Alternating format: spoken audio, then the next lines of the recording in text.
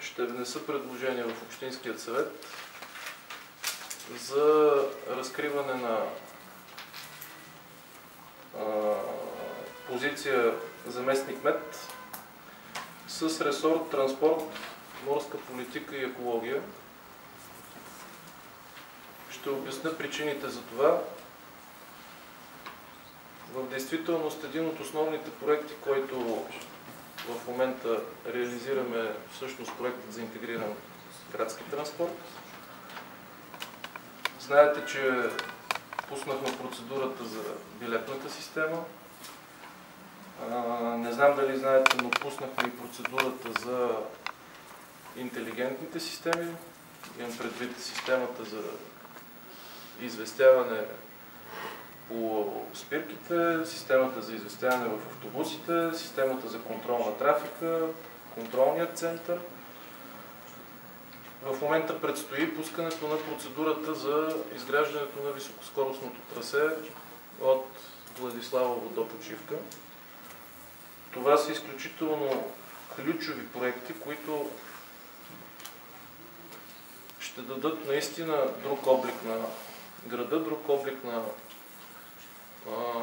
обществената услуга градски транспорт.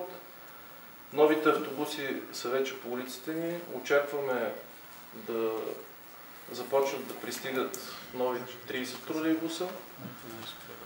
Това създава реални предпоставки да бъде направена нова транспортна схема, за което сме подписали договор с Европейската банка за възстановяване и развитие, където получаваме грантови средства за изработването на такава система. Ще илюстрирам възможностите с един прост пример. С получаването на нови 30 тролейбуса всъщност могат да бъдат възстановени линиите Аспарухово Почивка, да бъде направена връзка Владиславово Почивка, Владиславово Аспарухово. Тролейбусният транспорт е освен екологичен, т.е. няма емисии, е 2,5 пъти по-евтин от аналогичният автобусен транспорт. Т.е. това ще доведе, ако завършим всичките тези проекти адекватно, това ще доведе до едно много по-добро състояние на общинското предприятие, едно по-високо качество на услугата и съответно редуциране на разходите на самото предприятие, което пък ще даде възможност цената на билетчето да не нараства, а като минимум да бъде запазена такава и в перспектива. Така че има процеси, които трябва да бъдат реализирани от тук нататък с новото предприятие, което учредихме ТАСРУП, което ще обедини всъщност продажбата на билети, обединяването на приходите, разплащането с съответните оператори, вътрешен какъвто е градски транспорт, другите такива, които в зависимост от новата транспортна схема ще са необходими. И разбира се, синхронизация с оглед и голямата инфраструктурна промяна, която ще настъпи с изграждането на високоскоростното трасе и въобще с подобряването на обществената услуга градски транспорт. Имам предвид, че той един път се модернизира като автопарк, втори път ще бъде много по-редовен с системите, които ще бъдат внедрени. Това вече трябва да бъде съобразено и с съответно организацията и координацията на трафика в града. Убеден съм, че ако имаме адекватните стъпки, ситуацията с трафика ще бъде трайно подобрена в града. Ресорът морска политика е важен от гледна точка на това, че в действителност общо взето ясно е, че общината като правомощие в тази сфера е в известна степен ограничена, но на градът му предстоят сериозни предизвикателства във връзка с преместването на пристанищните мощности от Варна изток и с развитието на тази зона, която ще се освободи, защото това трябва да бъде визитната картичка на града ни. това трябва да бъде всъщност мястото, което ще даде един нов тласък и на потенциала на града като цяло. Това са сложни въпроси. В действителност има и доста по-елементарни такива. Ще дам само един пример. Знаете, във връзка с политическата ситуация, 2 круизни кораба посетиха пристанище Варна.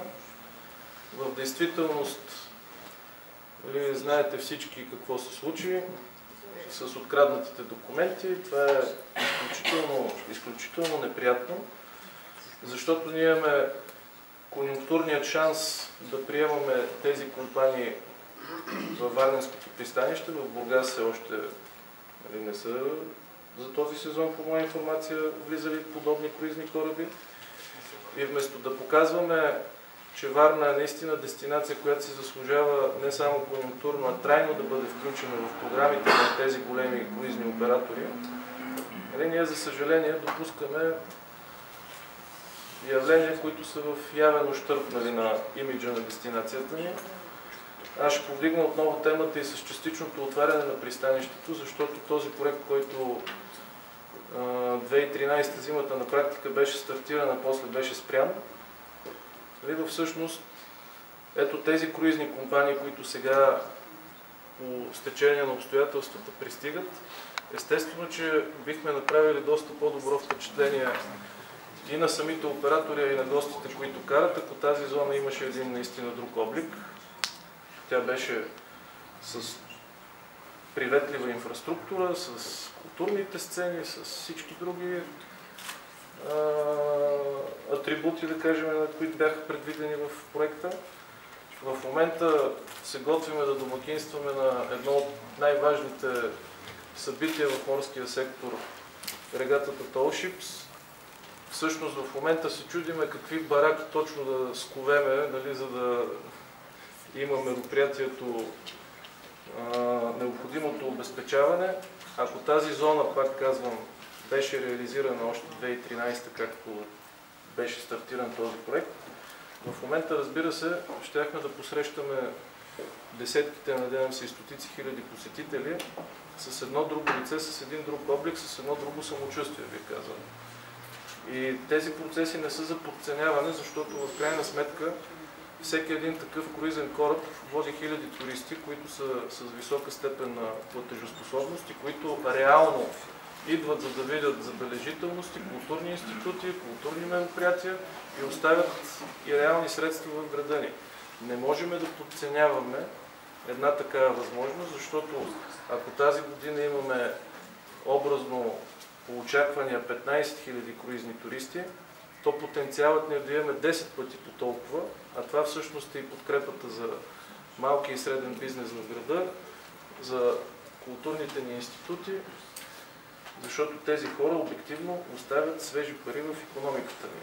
Така че това са теми, които са на дневен ред и по които трябва да се работи и които трябва да намират своето максимално бързо решение, ако искаме наистина да осигуряваме по-добри икономически условия и за варненци, и за всъщност развитието на града.